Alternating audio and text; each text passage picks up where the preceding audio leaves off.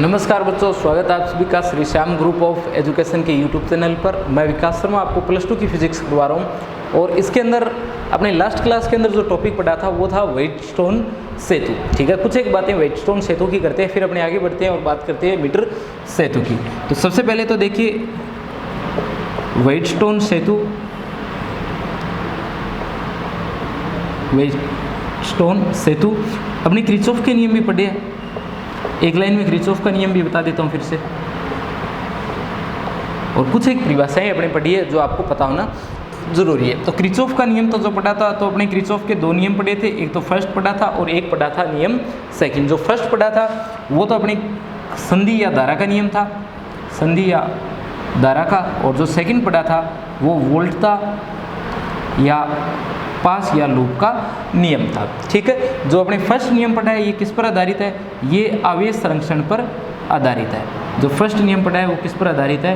वो आवेश संरक्षण पर आधारित है। और जो सेकंड नियम अपने पढ़ा है वो किस पर आधारित है? ऊर्जा संरक्षण पर आधारित है। ठीक है, फर्स्ट नियम के अंदर अपने पढ़ा था समीशन I = 0 और सेकंड में पढ़ा था समीशन V/0 या समीशन IR = समीशन E। ठीक है, ये अपने क्या किया था? पढ़ा था। तो ये हमारे पास में किरचॉफ के 2 नियम थे, पहला आवेश संरक्षण पर आधारित, दूसरा ऊर्जा संरक्षण पर आधारित। पहला समीशन I = 0 और दूसरा क्या था? Summation V = 0। इसके अंदर अपने चिन्ह परिपाटी इसके लिए लिखा था, संधि की ओर आने वाली धाराएं धनात्मक और जाने वाली ऋणात्मक। और इसके लिए अपने जो चिन्ह परिपाटी है वो इसके लिए लिखा था कि धारा की दिशा में चलते हुए वो पतन धनात्मक, विपरीत दिशा में ऋणात्मक, और बराबर में क्या है? समीशन E है। अगर आप लोग बैटरी के प्लस से माइनस की ओर जा रहे हो तो आपको माइनस का लेना है, और माइनस से प्लस की ओर जा रहे हो तो आपको प्लस का लेना है। एग्जाम्पल के साथ में अपने एक वीडियो में इसे सोल्व किया है, आप लोग देख लेना उसे। और उसके बाद अपने बात की थी व्हाइटस्टोन सेतु की। तो व्हाइटस्टोन सेतु क्या था?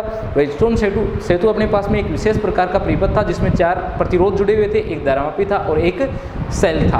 प्रतिरोध थे P, Q, R और S। और अपने इसका जो सिद्धांत था, सिद्धांत वो था P/Q = R/S। क्या था? P/Q = R/S। P और Q जो थी वो अपने अनुपातिक भुजाएं थी, R अपना ज्ञात भुजा में जुड़ा था और S जो है वो अज्ञात भुजा में जुड़ा था, और वहाँ से अपने क्या कर सकते हैं? S का मान जो है वो ज्ञात कर सकते हैं। ठीक है, और किरचॉफ के नियम की सहायता से भी अपने क्या किया था? संतुलन के लिए अपने इसकी शर्त जो है वो व्युत्पन्न की थी। आज अपने बात कर रहे हैं मीटर सेतु की।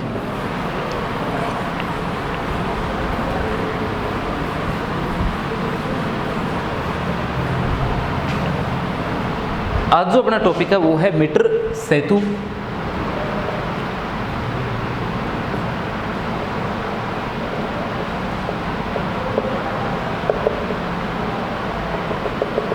मीटर सेतु, ठीक है। देखिए सबसे पहले तो मीटर सेतु क्या होता है? मीटर सेतु अपने पास में एक उपकरण है जो किसके सिद्धांत पर कार्य करता है? व्हाइटस्टोन सेतु के सिद्धांत पर कार्य करता है। तो सबसे पहले तो आपको यही पता होना चाहिए कि मीटर सेतु जो है वो किसके सिद्धांत पर कार्य करता है? तो ये व्हाइटस्टोन सेतु जो है उसके सिद्धांत पर कार्य करता है।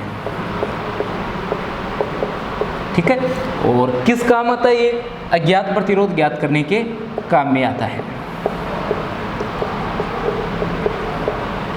तो आपसे पूछा जाए मीटर सेतु क्या होता है, तो मीटर सेतु व्हाइटस्टोन सेतु के सिद्धांत पर कार्य करने वाला एक उपकरण है जिसकी सहायता से अपने क्या कर सकते हैं? अज्ञात प्रतिरोध का मान ज्ञात कर सकते हैं। अब अपने बात कर लेते हैं कि जो अपना मीटर सेतु है इसकी बनावट जो है वो किस प्रकार की होती है, ये बना कैसे होता है, इसका डायग्राम और इसकी कार्य प्रणाली कि ये काम कैसे करता है। तो सबसे पहले अपने इसका डायग्राम बना लेते हैं कि इसका डायग्राम जो किस प्रकार से अपने बनाएंगे, रचना कैसी होगी इसकी। तो देखिए डायग्राम के अंदर क्या आता है, इसके डायग्राम में अपने पास में एक लकड़ी का आधार होता है। ठीक है, आप लोग जब इसका डायग्राम देखोगे नेट पर सर्च कर सकते हो आप लोग मीटर सेतु, पहले आप लोग उसका डायग्राम देखना फिर आपको ये ज़्यादा समझ में आ जाएगा। वैसे मैं आपको डायग्राम भेज दूँगा इसका, उसमें देख लेना आप लोग। तो मीटर सेतु क्या होता है? नॉर्मली आप लोग ये मान सकते हो कि लकड़ी का एक लंबा सा अपने पास में फट्टा होता है, जैसे कि आपका जो बेंच होता है जिस पर आप पुस्तकें वगैरह रखते हो या आप लोग जिस पर बैठते हो, उसका जो फट्टा है बिल्कुल उसी प्रकार का क्या होता है? एक लकड़ी का आधार होता है, लकड़ी का फट्टा होता है। और उस पर क्या होता है? उस पर 3 जो है वो पत्तियां लगी होती है इस तरीके की। उस पर क्या है? 3 पत्तियां लगी होती है इस तरीके से, जैसे ये पत्तियां हैं 3, और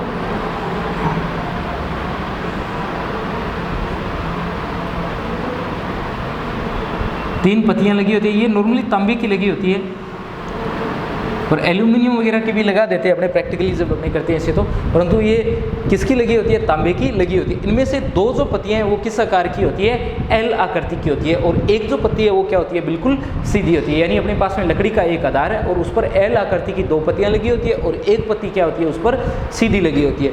ये जो पत्तियां होती है जहाँ मैंने डॉट बना रखा है वहाँ पर इसके स्क्रू लगे होते हैं, पेच लगे होते हैं, ऐसे पेच जिनकी सहायता से यहाँ पर तार वगैरह जो है वो क्या कर दिया जाए, कस दिया जाए। जैसे आप लोग ये मान सकते हो, जैसे ये अपने पास में क्या है, एक पेच है, तो इस तरीके का इस पर एक पेच आ जाएगा और यहाँ पर क्या होगा, एक नट होगा, और आप लोग उसे थोड़ा नीचे कर लोगे और इसके अंदर तार लगा दोगे और उसे फिर आप लोग क्या कर दोगे, फिर से बंद कर दोगे। तो ये अपने पास में क्या है, मीटर ब्रिज है। और यहाँ से लेकर के यहाँ तक, यहाँ से लेकर के यहाँ तक 1 मीटर लंबा क्या लगा रहता है, एक तार लगा रहता है। ठीक है, यहाँ से यहाँ तक क्या होता है, 1 मीटर लंबा एक तार लगा रहता है। जैसे अगर मैं इसे लिखूँ तो ए और बी से यदि इसे लिखता हूँ तो ए बी क्या है, अपने पास में 1 मीटर लंबा तार है। ठीक है, ए और बी अपने क्या लगा दिया, इसमें 1 मीटर लंबे तार लगा दिए। अब आगे अपने बात कर लेते हैं कि और इसमें क्या जुड़ा होता है। ये जो भुजा है यहाँ पर इसमें एक प्रतिरोध बॉक्स जुड़ा होता है। ये जो भुजा है इसमें क्या जुड़ा होता है, प्रतिरोध बॉक्स जुड़ा होता है। ठीक है, आर बी जुड़ा होता है। इसे सी लिखते हैं अपने इस पॉइंट को, ए सी। बी पॉइंट अपने बाद में आएगा, यहाँ बताऊंगा मैं आपको। और ये जो भुजा है यहाँ पर एक अज्ञात प्रतिरोध जुड़ा रहता है जिसका मान अपने को क्या करना है, ज्ञात करना है। जिस अज्ञात प्रतिरोध का मान अपने को ज्ञात करना है वो यहाँ पर लगा रहता है। और ये जो पॉइंट होता है अपने इसको डी से लिखते हैं। ठीक है, और यहाँ अपने क्या कर दिया जाता है, इसमें एक बैटरी जोड़ दी जाती है। इस तरीके से इसमें क्या कर दिया जाता है, एक बैटरी को जोड़ दिया जाता है। और यहाँ एक कुंजी लगी रहती है। यहाँ आप लोग चाहो तो एक धारा नियंत्रक जो है वो लगा सकते हो।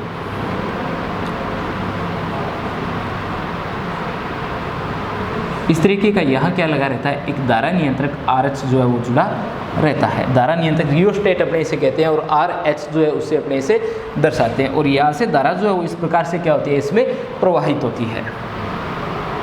ठीक है, इस तरीके से यहाँ क्या होती है, इसमें धारा प्रवाहित हो जाती है। तो ये अपने पास में क्या है, 1 मीटर सेतु है। और इसके अलावा यहाँ एक गैल्वेनोमीटर जुड़ा रहता है और गैल्वेनोमीटर के साथ में एक जोकी जुड़ी रहती है।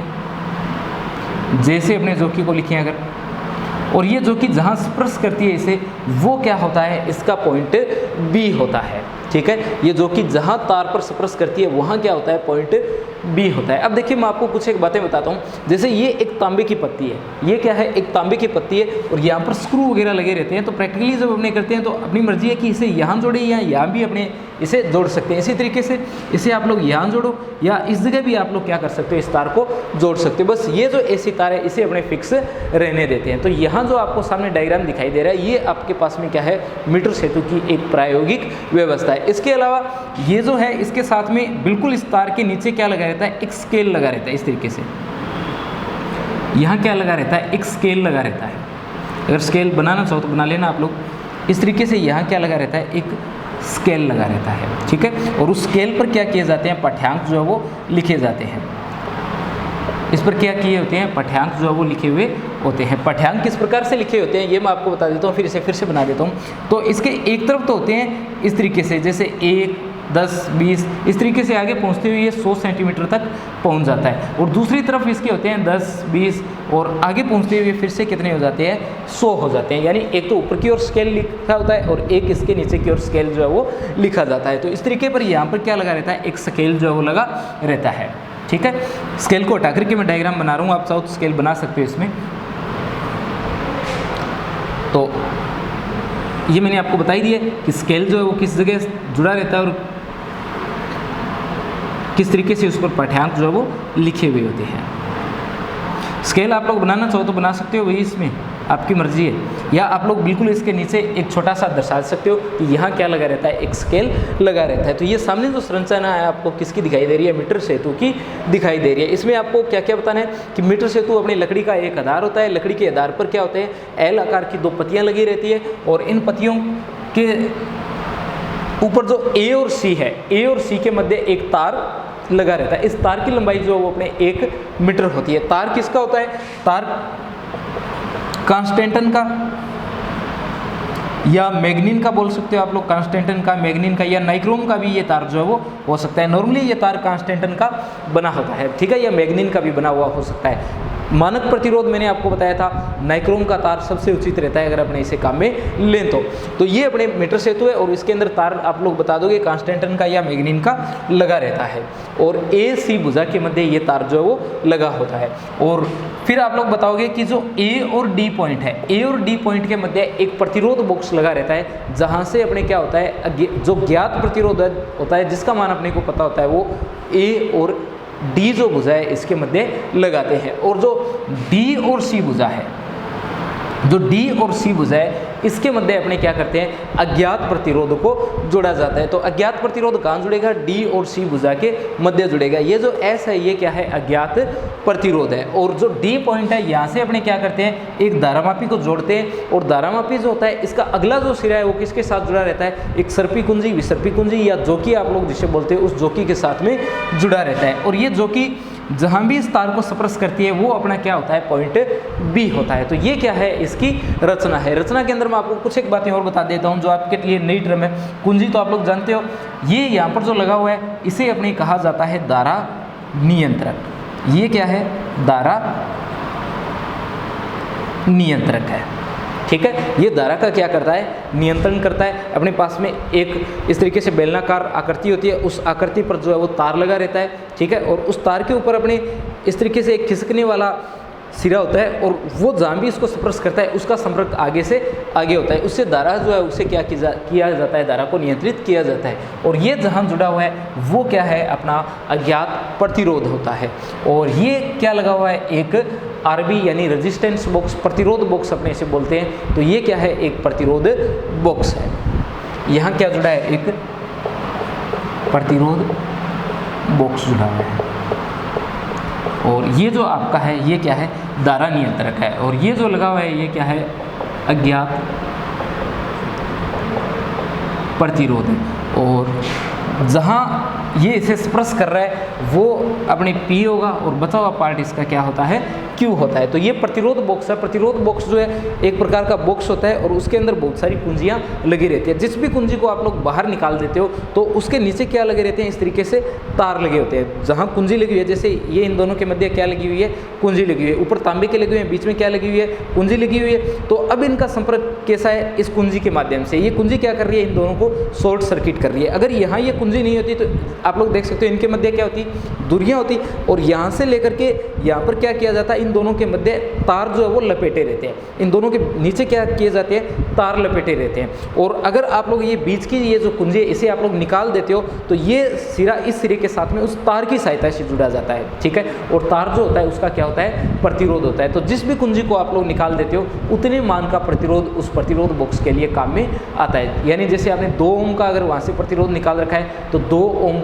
वो माना जाएगा। अगर 4 आप चाहो तो 4 भी आप लोग वहाँ से निकाल सकते हो। आप लोग ये मान सकते हो कि लगाना तो वहाँ पर प्रतिरोध ही है, परंतु अपनी सुविधा रहती है जैसे बार बार अगर अपने प्रतिरोध को लगाएं हटाएं तो अपना प्रतिरोध टूट भी सकता है, ठीक है। वायर वगैरह हर बार अपने को जोड़ने पड़ेंगे, बार बार यहाँ से कनेक्शन हटाने पड़ेंगे, जोड़ने पड़ेंगे। तो इसकी तुलना में अपने क्या है एक बॉक्स को ही काम में लिया जाता है और उसमें सीधी जो है वो क्या लगी रहती है कुंजियाँ लगी होती है। जितना भी मान का आपको प्रतिरोध चाहिए वहाँ से आप लोग कुंजी को निकाल लेते हो। अपने डी पॉइंट के बाद में क्या लगा हुआ है एक गैल्वेनोमीटर लगा हुआ है, धारामापी लगा हुआ है। धारामापी के बारे में मैं पहले भी आप लोगों को बता चुका हूँ कि धारामापी अपने कैसे काम करता है। फिर अपने यहाँ पहुँचते हैं जे पर।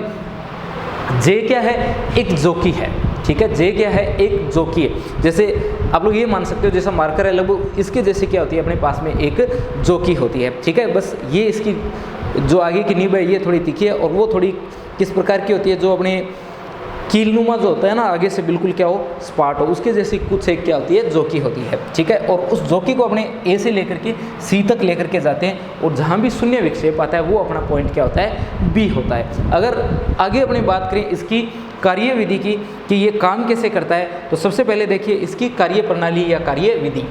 इसे मैं हटा रहा हूँ कार्य प्रणाली। एक तो आप लोग देखिए अगर मीटर सेतु की वेटस्टोन से तुलना करके देखें, वेटस्टोन सेतु मैं यहाँ आपको बना करके दिखा रहा हूँ फिर से। ये क्या लगा हुआ है एक वेटस्टोन सेतु लगा हुआ है, ये P QRS, और यहाँ क्या जुड़ा है, एक गैल्वेनोमीटर, ये एक कुंजी है और ये आगे जा रहा है, ठीक है। आगे ये तो परिपथ वगैरह है ही जो आपको बनाने हैं इसमें, पर मैं आपको अभी सिर्फ इतना बता रहा हूँ कि अपने अगर वेटस्टोन सेतु की इससे तुलना करें तो क्या होगा। तो ये आप लोग देखिए, ये A, B, C और D, A और B देखिए, A और B के बीच में क्या लगा हुआ है, P लगा हुआ है। यहाँ देखिए A और B के बीच में क्या लगा हुआ है, P लगा हुआ है। फिर आगे बढ़िए, आप लोग देख सकते हो B और C इनके मध्य क्या लगा हुआ है, Q लगा हुआ है, ठीक है। इसी तरीके से देखिए A और D, ये A और D है, इनके मध्य अपने एक प्रतिरोध बॉक्स को लगा रखा है। D और C, ये अपना C है, ये D है, इनके मध्य अपने क्या कर रखा है, एक अज्ञात प्रतिरोध को जोड़ रखा है, ठीक है। तो ये अपने क्या है, मीटर सेतु है। अब अपने कार्य प्रणाली की बात कर लेते हैं कि ये काम कैसे करेगा। तो सबसे पहले अपने इसमें क्या किया जाता है, इस कुंजी को लगाया जाता है। जैसे ही आप लोग इस कुंजी को लगाओगे, परिपथ में क्या होगी, धारा प्रवाहित होगी। तो आप सबसे पहले कुंजी को लगाते हो, और कुंजी को लगाने से परिपथ में क्या होती है, धारा प्रवाहित होती है, और वो धारा जो है वो आगे पहुंचती है और कहाँ जाती है, पॉइंट ए पर जाती है। सबसे पहले आपको क्या करना होता है, जो प्रतिरोध बॉक्स है, इसमें से किसी एक प्रतिरोध को आपको निकालना होता है।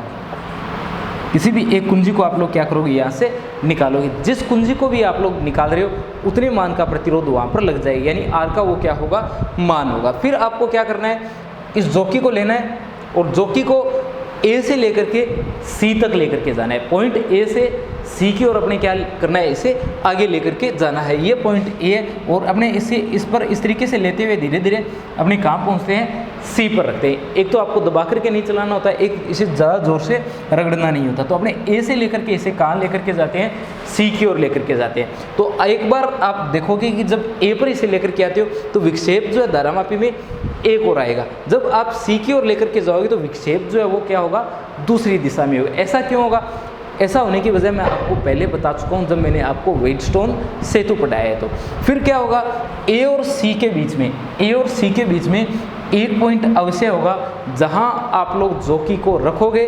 तो उस पॉइंट पर जोकी को रखने से क्या होगा, गैल्वेनोमीटर जो है इसमें विक्षेप शून्य आएगा, ठीक है। जहां भी गैल्वेनोमीटर में विक्षेप शून्य आएगा वो आपका पॉइंट बी होगा। जिस भी पॉइंट पर क्या होगा, विक्षेप शून्य होगा, वो अपना पॉइंट बी होगा। और वो कौन सी अवस्था होगी, मीटर सेतु के संतुलन की अवस्था होगी। जहां विक्षेप शून्य होगा वो बिंदु बी होगा। और सेतु की कौन सी अवस्था होगी, वो सेतु की संतुलन अवस्था होगी, ठीक है। और उस लंबाई को अपने क्या करना है, काम में लेना है। तो अब देखिए मैं आपको आगे बताता हूँ कार्य प्रणाली इसकी।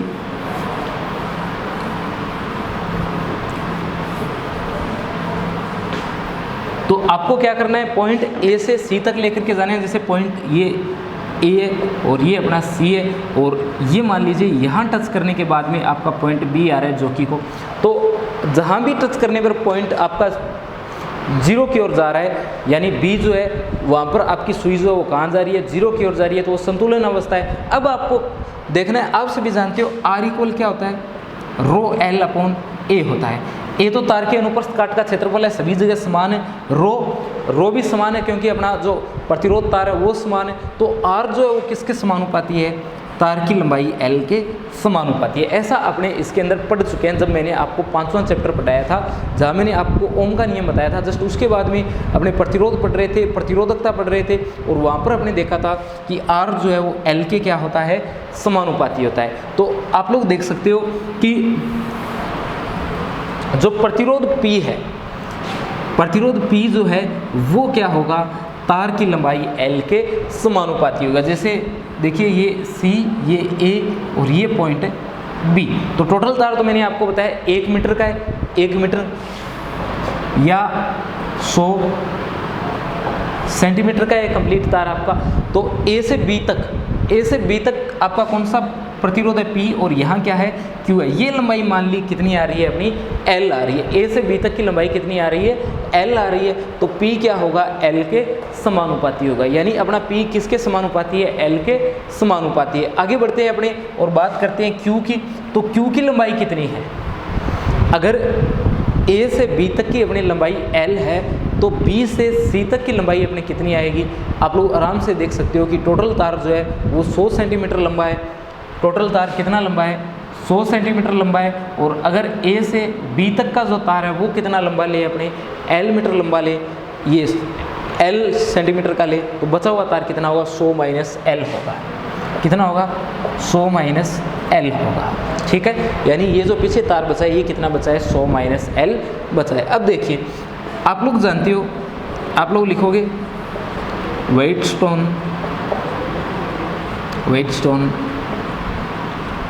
सेतु के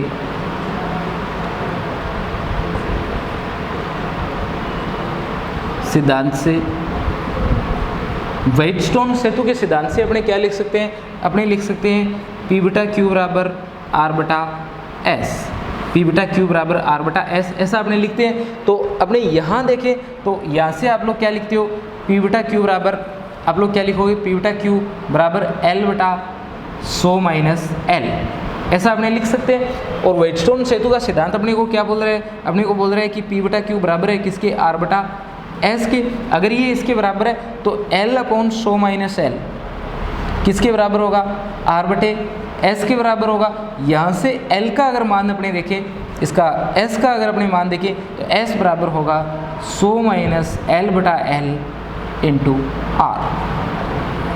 ठीक है, ये एस इस साइड आ जाएगा और 100 माइनस एल बटा एल जो है वो आगे चला जाएगा। तो अपने पास में फॉर्मूला आ जाता है किसका, एस का। एस का फॉर्मूला अपने पास में क्या बनता है, 100 माइनस एल बटा एल इंटू आर। ठीक है, आर जो है वो क्या है, प्रतिरोध बॉक्स में लगाया गया प्रतिरोध है। आर जो है वो क्या है, प्रतिरोध बॉक्स में लगाया गया प्रतिरोध है। स्मॉल एल जो है वो अपनी क्या है, संतुलन लंबाई है। स्मॉल एल क्या है, संतुलन लंबाई है।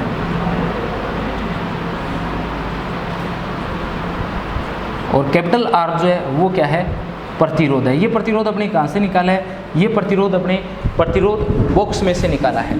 तो कैपिटल आर प्रतिरोध बॉक्स में से निकाला गया प्रतिरोध है। और स्मॉल एल जो है वो क्या है, अपने तार की संतुलन लंबाई है। तो अपने पी बटा क्यू किसके बराबर किया, आर बटा एस के, और आर बटा एस के बराबर किया तो एल अपॉन 100 माइनस एल किसके बराबर है, आर अपॉन एस के बराबर है। और एस कितना आ जाएगा, 100 माइनस एल बटा एल इंटू आर। ठीक है, ये हमारे पास में किसका मान आ जाता है, अज्ञात प्रतिरोध का मान आ जाता है। यानी अपने मीटर सेतु की सहायता से क्या कर लिया, अज्ञात प्रतिरोध का मान जो है वो ज्ञात कर लिया। अपने आगे बढ़ते हैं और बात करते हैं कि जो अपने मीटर सेतु है इसकी सीमाएं क्या क्या है। देखिए मीटर सेतु की सीमाएं,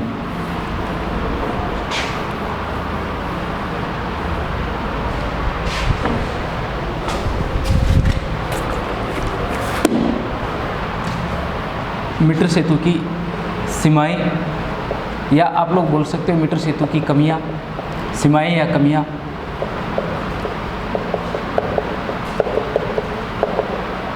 तो देखिए मीटर सेतु की सहायता से अपने क्या क्या नहीं कर सकते। एक तो अपने जो अलग प्रतिरोध है, जो हमारे पास में क्या है, अलग प्रतिरोध है, इस अलग प्रतिरोध का मान जो है वो मीटर सेतु की सहायता से ज्ञात नहीं कर सकते हैं। यानी अलग प्रतिरोध का मान अपने मीटर सेतु से ज्ञात नहीं कर सकते,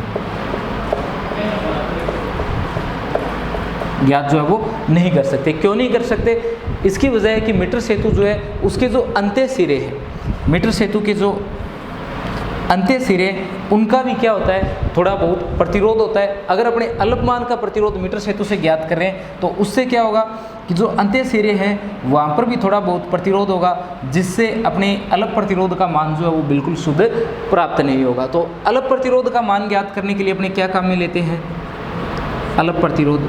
इंपॉर्टेंट क्वेश्चन है कि अलग प्रतिरोध का मान किसकी सहायता से ज्ञात किया जाता है, या मीटर सेतु का सुधरा हुआ रूप क्या होता है। तो आप लोग बताओगे कि मीटर सेतु का सुधरा हुआ रूप होता है कैरी फोस्टर सेतु। मीटर सेतु का सुधरा हुआ रूप क्या होता है, कैरी फोस्टर सेतु होता है। तो अलग प्रतिरोध का मान ज्ञात करने के लिए अपने किसे काम में लेते हैं, कैरी फोस्टर सेतु को काम में लेते हैं।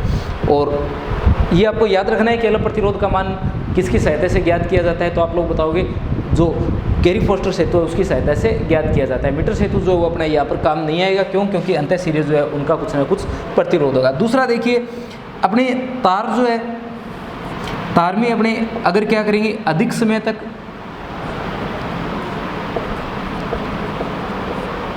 धारा प्रवाहित करेंगे, अगर तार में अपने क्या करेंगे, अधिक समय तक धारा प्रवाहित करेंगे, यानी अगर अपना प्रैक्टिकल जो है वो लंबा चल रहा है तो तार में अधिक समय तक धारा प्रवाहित करने से तार क्या हो जाएगा, गर्म हो जाएगा, और तार के गर्म होने पर क्या होगा, उसकी प्रतिरोधकता जो है उसके मान में फर्क आएगा, प्रतिरोध जो है उसका मान भी क्या होगा, बदल जाएगा। तो अपनी तार जो है उसमें क्या नहीं करना चाहिए, अधिक समय तक धारा प्रवाहित नहीं करनी चाहिए। एक आपको इसके अंदर याद रखना है कि जो जॉकी है हमारे पास में, जो जॉकी है उसे अपने क्या नहीं करना चाहिए, इसके तार पर रगड़ कर नहीं चलाना चाहिए, क्योंकि अगर अपने बार बार तार पर उसे रगड़ करके चलाएंगे तो अपने पीछे जब इसे सोल्व किया था तो अपने तो लिखा था R = ρl/a लिखा था, और सीधा लिख दिया था कि अपना R जो है वो L के क्या है, समानुपाती है। अपने इन दोनों को जो है वो क्या मान लिया था, कांस्टेंट मान लिया था। ये इसलिए मान लिया था कि रो तो क्या है, तार की प्रतिरोधकता है, और प्रतिरोधकता तो बदलेगी नहीं। दूसरा, अनुप्रस्थ काट का जो क्षेत्रफल है वो भी क्या होता है, यहाँ से नहीं बदलेगा। अगर आप लोग क्या करते हो, इसे रगड़ करके चलाते हो तो इसे रगड़ करके चलाने पर क्या होगा, तार जो है उसके अनुप्रस्थ काट का क्षेत्रफल भी बदल जाएगा, जिससे अपने जो P/Q = R/S फॉर्मूला लिखा है वहाँ से इसका मान भी अपने ज्ञात नहीं कर पाएगी। तो आपको ये भी याद रखना है कि जो मीटर सेतु होता है उस पर जॉकी को रगड़ करके नहीं चलाना चाहिए, ठीक है। इसके अलावा अगर अपने और देखें इसके अंदर, तो एक आपको इसके अंदर ध्यान रखना है कि जो अपने पास में तार लगा रखा है हम लोगों ने, वो तार किसका बना रखा है, तांबे का बना रखा है। दूसरा, अपना जो प्रतिरोध है वो भी क्या है, जो नाइक्रोम वगैरह का बना रखा है, उस पर भी ताप का प्रभाव पड़ेगा। इसलिए अपने इन सभी को दूर करने के लिए क्या करते हैं, जो प्रतिरोध लगा रखा है और जो अज्ञात प्रतिरोध लगा रखा है, उन दोनों का स्थान क्या कर देते हैं, आपस में बदल देते हैं। जैसे अपने मीटर सेतु बनाया है तो उसमें अपने एक तरफ तो क्या लगा रखा है, प्रतिरोध बॉक्स जोड़ रखा है, और उसके दूसरी तरफ अपने क्या जोड़ रखा है, अज्ञात प्रतिरोध जोड़ रखा है। तो अपने क्या करते हैं, बिल्कुल सही रीडिंग लेने के लिए इन दोनों के स्थान को परस्पर बदल देते हैं। जहाँ प्रतिरोध बॉक्स लगाए वहाँ अज्ञात प्रतिरोध जोड़ देते हैं, और जहाँ अज्ञात प्रतिरोध जुड़ा हुआ है वहाँ क्या कर देते हैं, अपने प्रतिरोध बॉक्स को जोड़ देते हैं। तो ये क्या है अपने पास में, इसके लिए कुछ सावधानियां और इसकी सीमाएं। इसके अंदर सबसे इंपॉर्टेंट कैरी फोस्टर सेतु है। सीधा सीधा आपसे पूछ सकता है कि मीटर सेतु का सुधरा रूप कौन सा है, तो आपको बताना है कैरी फोस्टर सेतु है, ठीक है। तो ये अपना टॉपिक था मीटर सेतु। पहली बात, मीटर सेतु किसके सिद्धांत पर कार्य करता है, तो मीटर सेतु जो इसके व्हिटस्टोन सेतु के सिद्धांत पर कार्य करता है। दूसरा, मीटर सेतु जो है उसका तार किसका बना होता है, तो आप लोग बता दोगे कांस्टेंटन या मैग्नीन या नाइक्रोम जो है उसका तार इसका बना होता है, ठीक है। व्हिटस्टोन सेतु का सिद्धांत P/Q = R/S है, और सारा डायग्राम इसका बनाने के बाद में इसकी सीमाएं आ जाएगी और अज्ञात प्रतिरोध का मान आ जाएगा। अब अपने नया टॉपिक शुरू करेंगे, वो है विभवमापी।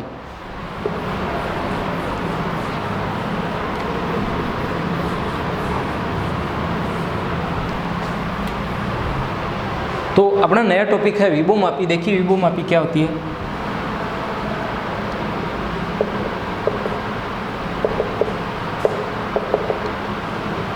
विभवमापी, तो विभवमापी की सहायता से अपने क्या कर सकते हैं, जो सेल होते हैं उनके विद्युत वाहक बल का मान ज्ञात कर सकते हैं, या विभवांतर जो होता है परिपथ में, उस विभवांतर का मान अपने क्या कर सकते हैं, विभवमापी की सहायता से ज्ञात कर सकते हैं, ठीक है। विभवमापी की सहायता से क्या किया जा सकता है, विभवांतर का मान ज्ञात किया जा सकता है। और इसके अंदर आप लोग ये भी ध्यान रखोगे कि विभवमापी जो है वो वोल्टमीटर की तुलना में, विभवमापी वोल्टमीटर की तुलना में विभवांतर ज्ञात करने का क्या है, एक आदर्श उपकरण है। विभवमापी जो है वो क्या है, वोल्टमीटर की तुलना में विभवांतर ज्ञात करने का परिपथ में एक आदर्श उपकरण है। आदर्श उपकरण होने की वजह ये कि वोल्टमीटर जो है, वोल्टमीटर क्या करता है, जहाँ भी अपने वोल्टमीटर को जोड़ते हैं तो ये जो परिपथ है उससे कुछ ना कुछ धारा का अंश जो है वो अवश्य काम में लेता है। परंतु अपने जो विभवमापी होती है ये अविक्षेप बिंदु या शून्य विक्षेप अवस्था में काम करता है, और जब भी ये अविक्षेप अवस्था में काम करता है, तो पीछे मैंने आपको बताया भी था, व्हिटस्टोन सेतु के अंदर अपने पढ़ा था कि अविक्षेप अवस्था का क्या मतलब है। इसका मतलब है अपनी जो गैल्वेनोमीटर है, जो धारा मापी है, उसकी सुई कहाँ रहती है, बिल्कुल बीच में रहती है। और बीच में रहने का मतलब है जो परिपथ है उसमें से होकर के धारा जो है वो प्रवाहित नहीं हो रही है, ठीक है। तो अपने विभवमापी जो है वो क्या है, वोल्टमीटर की तुलना में एक आदर्श उपकरण है। आदर्श उपकरण होने की वजह क्या है, आदर्श उपकरण होने की वजह है कि वोल्टमीटर धारा का कुछ अंश अवश्य लेता है और विभवमापी कोई अंश नहीं लेता है। बचा हुआ पार्ट इसका अपने नेक्स्ट वीडियो में देखेंगे।